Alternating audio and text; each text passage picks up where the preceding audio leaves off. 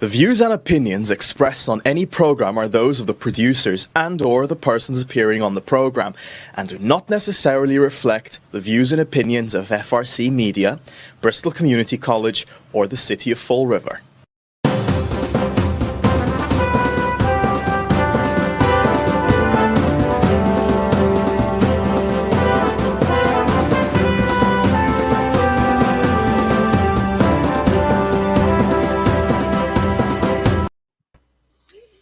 Well, hello. Welcome to Spindle City Straight Talk. I'm Chip. And I'm CJ. And it is Monday in the Riv in a new year, the first show of 2021. It's 21-1 show. 21-1. So, we had a very good weekend flush. A lot of things covered, and start the new year off with a bang. And we have to deal with our COVID. Starfleet Commander COVID's got to hit us with the COVIDs. Yep, let's get right to those numbers. Yesterday, the state reported 371,097 total cases, with 3,110 new cases, 12,610 total deaths, 105 new deaths, and Bristol County had 36,074 cases total reported. The last report that we received on the City of Fall River was on December 30th, and that gave us 140 new cases on that day, which brought us up to 7,924. And we had been noted there were 2 more fatalities, bringing us up to 225 new, total deaths. So the numbers are still climbing, and it's predicted that in the next 5 to 7 days, we may see a spike because of the holidays. So we're going to have to be looking out for that very shortly. Although many believe that they'll start this week because of Christmas, they said definitely within the next 5 to 7 days. And when you're looking at states like California and Texas and Florida, where they have no room in the hospital anymore, they're up to capacity. We've been lucky here in Massachusetts that we're only now opening up our second field hospital, but we still have room at the inn, for the lack of a better expression. It's going to be very interesting to see how this year pans out, because if people aren't paying attention, it's just going to get worse. And, you know, the vaccine was the great big panacea of all things. And I keep hearing more and more changes coming out, and it bothers me because now all of a sudden, if you're under 55, a half dose of the vaccine may be just as effective as the full dose of the vaccine. There's just too many questions that keep coming up, and they wonder why people are not willing to take the vaccine. 50% of first responders and first-line workers refuse to get the vaccine because they don't trust it. 50%. That says a lot. And when you got to go, I mean, if you've been looking at the news lately in Florida, the lines are 2 and 3 miles long, and people waiting in their cars to get a vaccine, and they can't even make an appointment online because the online system keeps breaking down and is down. So they're just showing up, which isn't good for the vaccine people. But I know at one location, they actually had to send people away because they ran out of vaccine. So, you know, it's going to be interesting to see how this works out, because here in Massachusetts, they're already fighting on who to give it to. And I don't see it going out anywhere. They just started giving it to the seniors in the nursing homes. And I know that there have been some frontline workers that have received the vaccine. I've been offered the opportunity to get the vaccine early if I go out and I give the vaccine. I was told that if I go out and give the vaccine for the state, they in turn will allow me to get the vaccine early. That's 6 from 1, half dozen of the other. But it's going to be interesting to see. I mean, this is going to be a very big time for people this year about this vaccine, on who's going to take it, who's not going to take it, who wants to take it and can't take it. It's going to be difficult. It's going to be a difficult time. Yes, and it's been a difficult season. We, I think we have to take a minute to reflect on some of the people who lost loved ones over the Christmas holidays and New Year holiday. And it did hit closer to home than normal. We give you the numbers all the time, but we actually had some close friends lose loved ones over this Christmas holiday, and it's a horrible thing. And our condolences go out to them. It's never a good time to lose a loved one, and but of course around the Christmas holidays it's always really bad. And we've had about 5 or 6 people that the coronavirus took over the holidays that we actually know fairly well. So, but to everybody who's lost them, and as you said, C, this has turned into, the politicians. You talked at length about a lot of things in your flush, but what it gets down to is politicians can screw up anything. They can screw up a one-man parade. They make everything into politics. This was not rocket science. This is, who the target groups are. We know who it kills most of the time, although there are exceptions. We know that a 41-year-old congressman got it and died, which is not normal. Somebody that young, but he did. But the key here is that the politicians, it's like, we're going to give it to the drug addicts, we're going to give it to the criminals, we're going to give it to why don't you do it like the rest of the world is doing it? They gave it to a survivor of the Spanish flu in the UK. They're giving it to elderly people. Get the people who have the highest medical necessity, and obviously frontline workers who are dealing with this stuff all the time. You don't want them sidelined, but take your elderly people with comorbidities, take them, then get the elderly population, because obviously they don't have the immune systems that we do, and then just work your way back down to the young and healthy. AOC, her 30-year-old AOC should not be getting the vaccine, on the media showing everybody how great. See, I'm getting the vaccines. Oh, that's because I want to convince everybody that it's safe. No, you want the vaccine. Politicians continue to make this into a circus, and people are going to die from this. As a matter of fact, I think that we should actually create a gallery, and we could call it Murderers Row, not to be confused with the 1927 Yankees. But we have a whole bunch of governors who should be on Murderers Row, because they're contributing, and they are accessories to the fact, after the fact, to murder. When they start taking vaccines away from people who have medical necessities to give them to political groups, to labeling groups, to identity politics groups.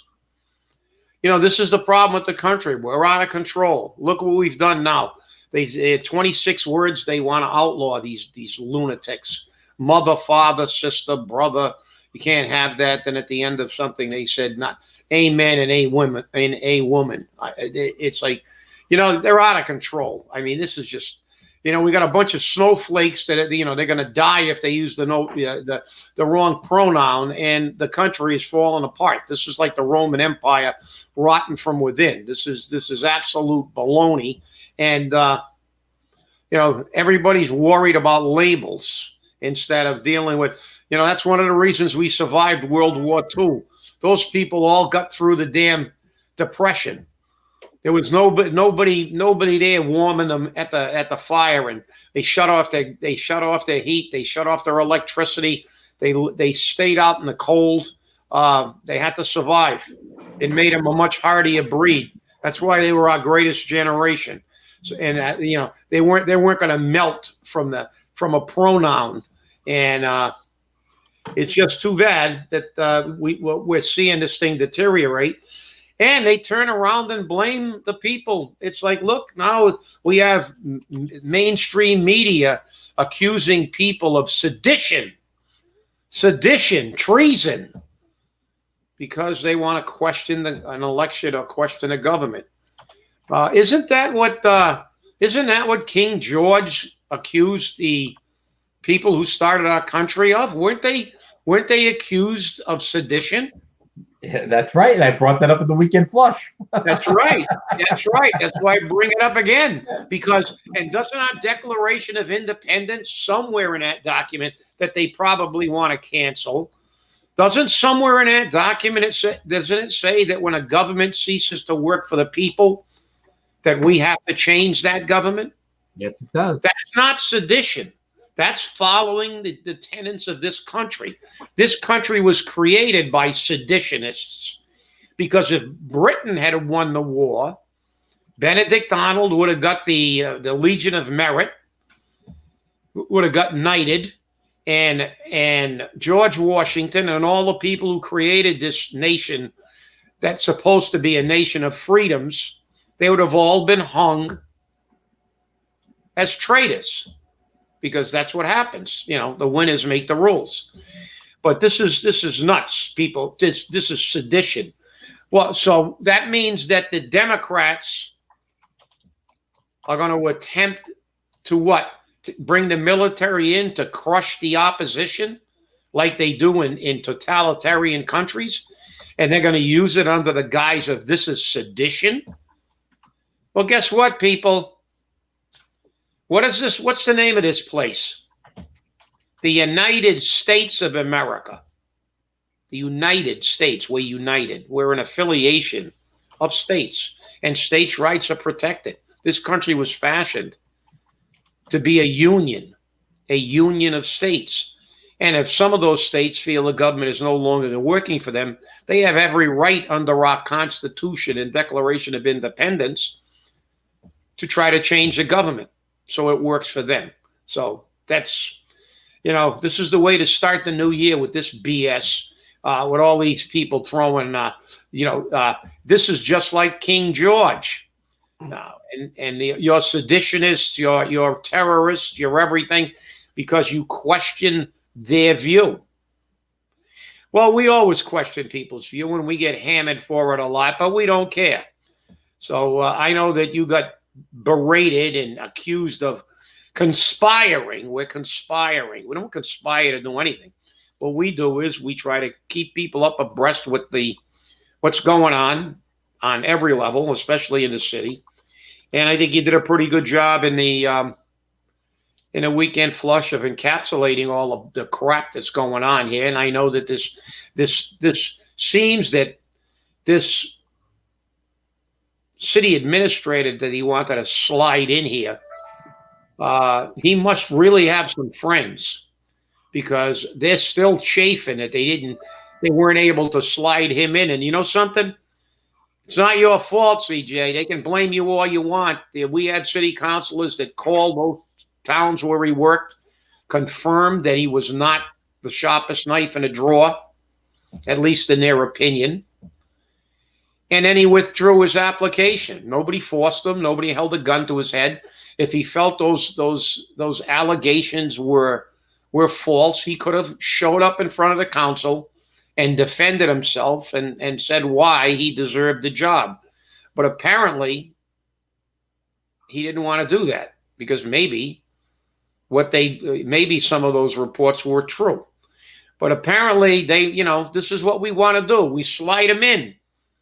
Remember, we had a guy that we got in, and then he slid over into another.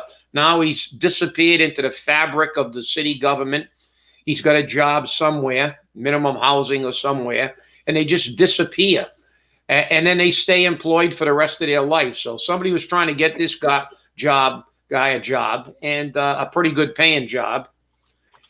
And maybe this is exactly what we need. Let's start 2021, and we are going to try to start with the charter and things. But let's try to hire people that actually can do the job.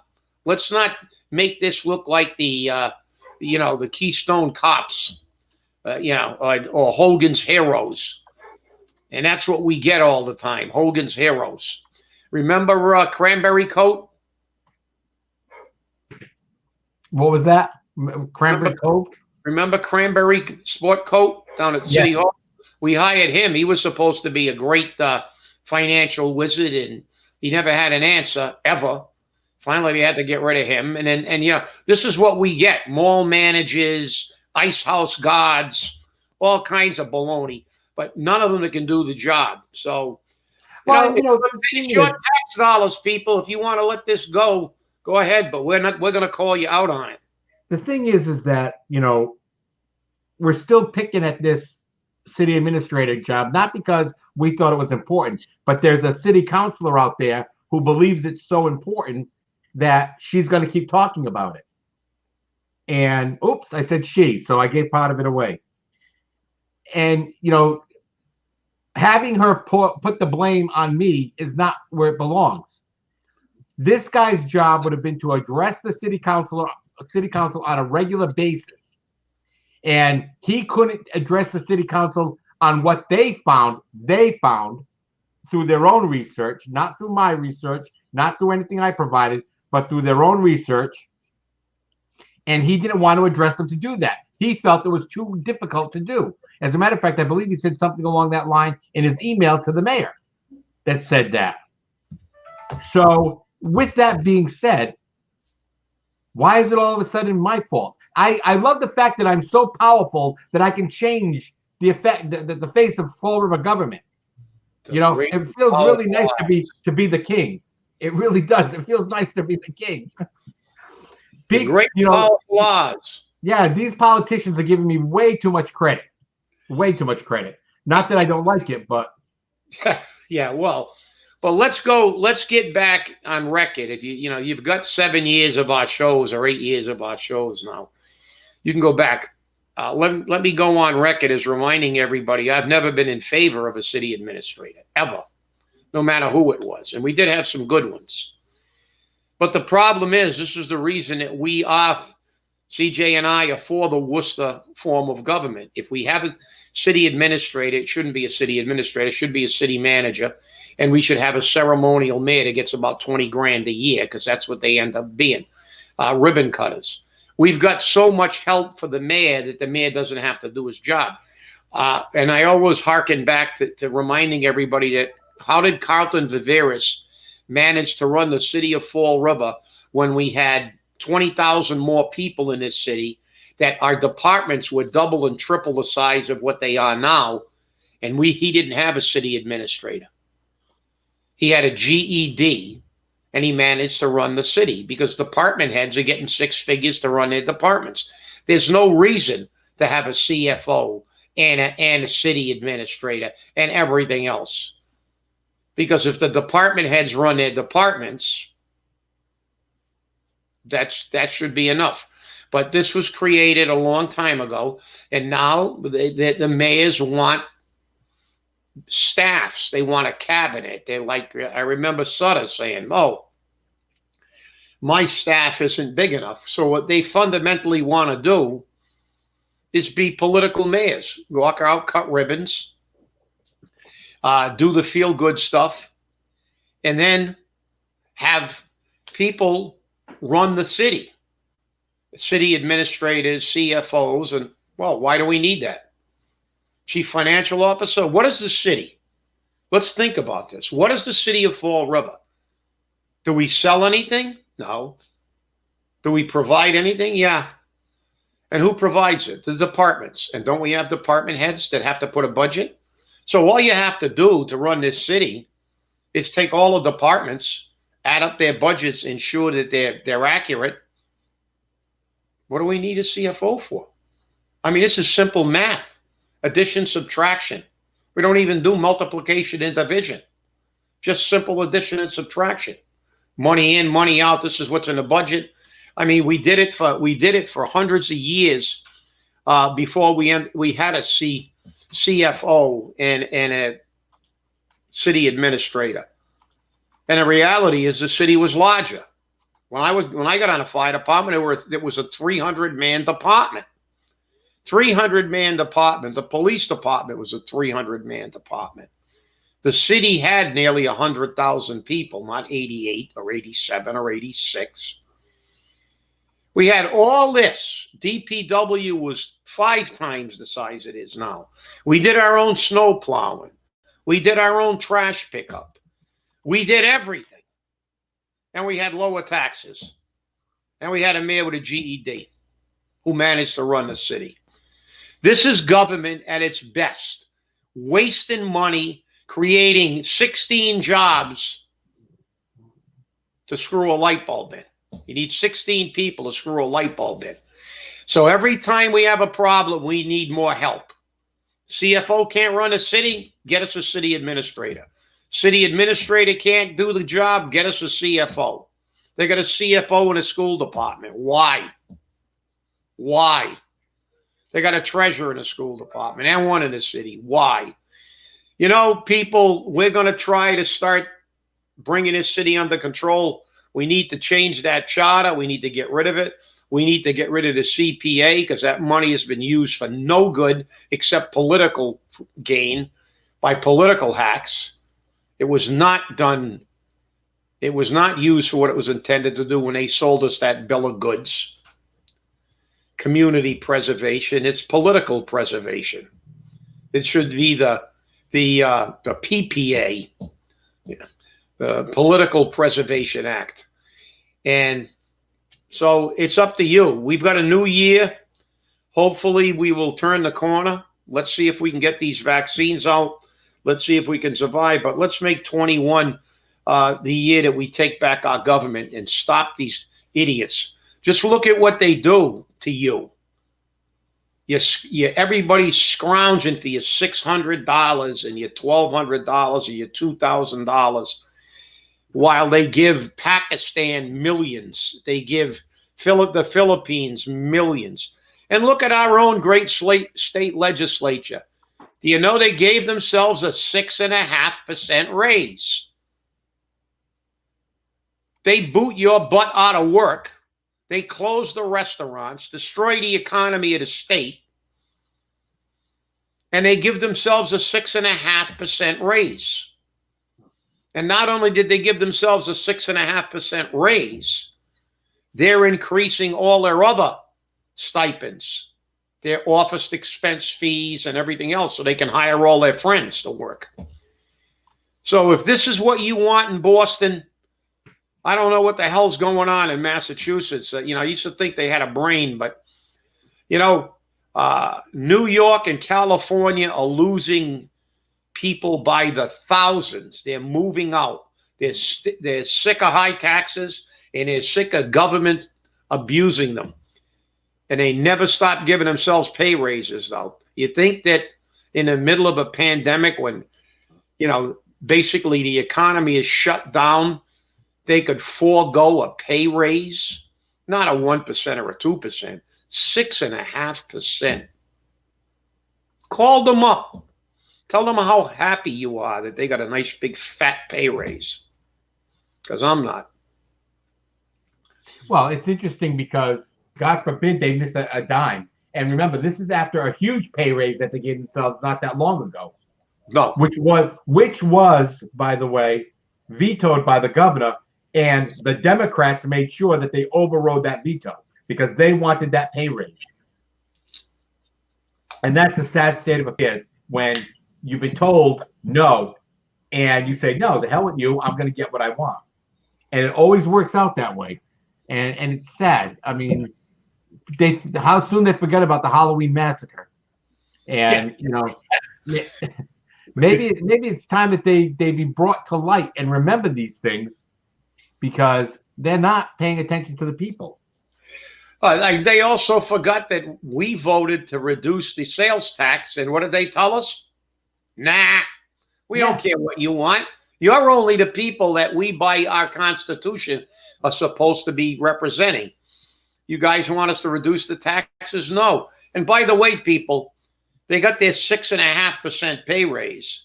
They're getting all their increases for their staffs and all the little perks.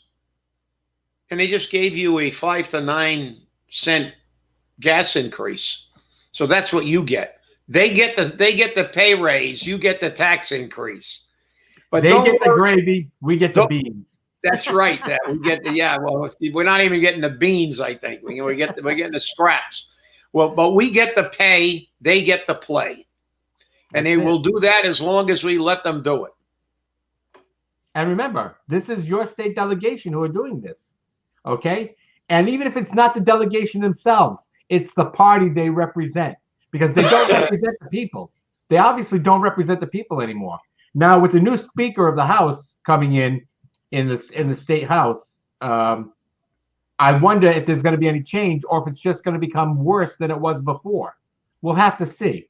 This is a new year, and there's a new Speaker of the House in Massachusetts, so let's see what happens with that. It'll be interesting to see how that works out and who's going to get what and where. That's for sure. Well, they never ever forget to give themselves a pay raise. Right. And remember when they were all whining about increases in their stipends and saying, "Oh, well, we haven't got an increase in our stipend in years." Well, you're getting pretty good money. You don't see too many people saying, the hell with this job. I wander around the State House hallways and during the day and give myself a pay raise, and we pass a few BS bills, but we never ever. Remember, wasn't it not that long ago we were talking about a $1.1 billion surplus? Yep. I remember that. That disappeared, didn't it? Right. Well, reaching a giant vacuum cleaner that is our democratic government. Well, it was interesting because they suck all the money out of everybody. It was interesting because they had this money, then all of a sudden COVID hit, and they were screaming that they didn't have money coming in, but where's this money that we had put aside? And all of a sudden I'm seeing all these millions of dollars being given away to social service organizations and whatnot. Guess what? It is not the government's job to be your benefactor. It is not the government's job to be the benefactor. It's not the government's job to fix your business, to sustain your business. It is your job to do that. And I know that with COVID, it's very difficult, and a little bit of help here and there helps. But when you want it to be given to you, that's different. That becomes socialism. Let's just make the government in charge of everything, and the heck with capitalism. That's the way it should be if that's what you want, because that's what you people are screaming for every day. Yeah, well, they'll scream for it till they get it, and then they'll be sorry, because this state is like New York and California. This is a one-party state.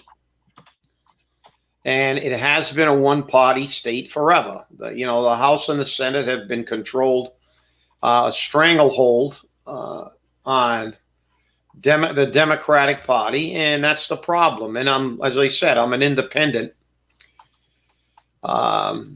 We should have more independent politicians, but we should have more politicians who are fiscally conservative. I don't like these labels because most of the Democrats are dinos and most of the Republicans are rhinos. So they're not really either.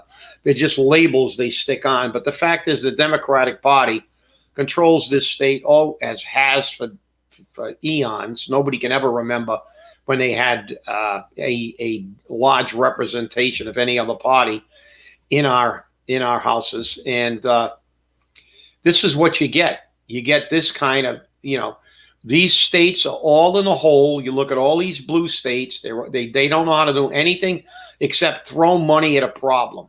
And that's their answer to everything. Make more money, print more money, and we're playing right into China's hands. We're going to destroy the economy.